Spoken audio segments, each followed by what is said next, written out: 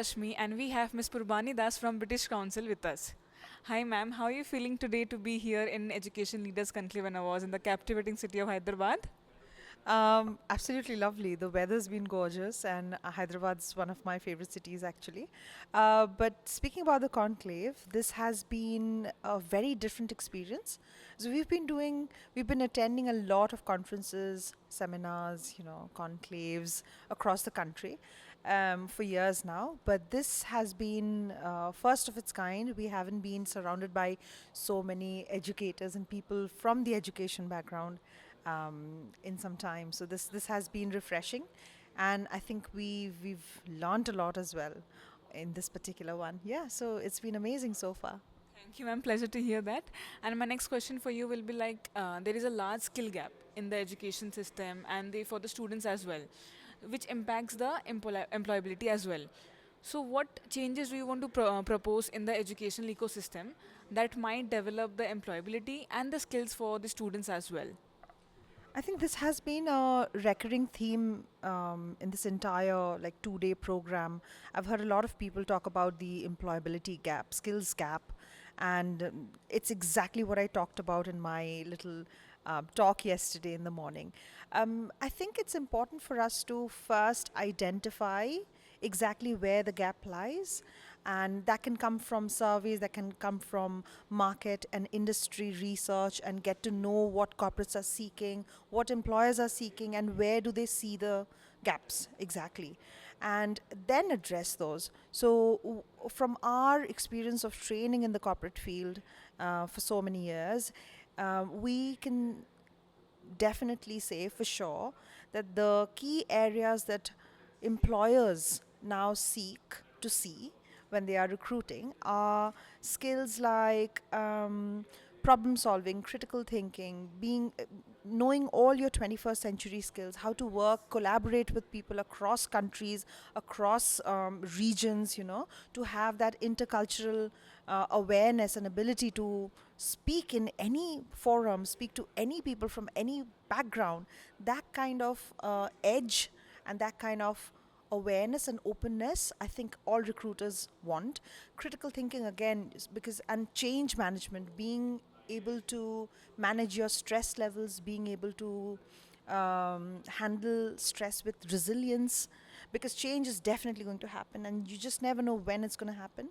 You need to know what the tools are to manage that stress that comes along with change, and all recruiters expect people, graduates, to come with that adaptability, come with that flexibility that, okay, I'm going to throw you this curveball, you need to know what to do with it. And unless we integrate these things into our curriculum in the education industry, students have a hard time. If we don't teach them, they have to figure these things out while they are working. So, because we do a lot of corporate training, we know clients come to us and they tell us that, our cohort of engineers, they have 15, 20 years of experience, they're brilliant at what they do, but they still struggle a little when they're in a, let's say, a group meeting, or when they have to negotiate something with people from across the world. They find it really challenging. So it all boils down to those key 21st century skills, those workplace skills.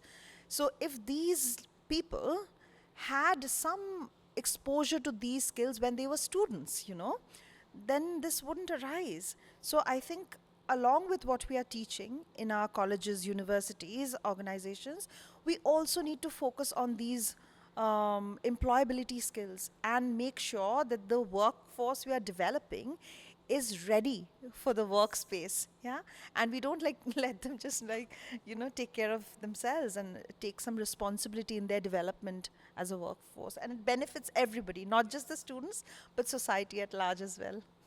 You have mentioned a lot of things, and as you have mentioned, like skills, the different skills one should possess and different capabilities one should possess to like strive in the industry. So, what do you think about the multidisciplinary education and its future in India? What are your thoughts on that? Um, uh, you, I think I'll do a little bit of reverse engineering. Imagine you're working you've got like 10, 15 years of experience of working in a field, and you have a very specific role But ask anybody with that kind of experience in any kind of industry, their work is not limited to their role. You have to do things outside of your role profile. So, for example, I'm the lead academic for my team, but I do a lot of other things also. So, for example, I'm attending a session here and I'm networking with people, I'm speaking to people, and doing a lot of business development activities as well, which is beyond my role profile technically. Yeah, you have to do more than what you are expected for. Absolutely. So, as learners as well, if your education is multidisciplinary, you are learning in a more holistic way. You're developing your skills in a more holistic way as well. And you're just ready to do that when you grow up and have a job. Thank you for sharing all your experiences, ma'am. It has been a great interview with you.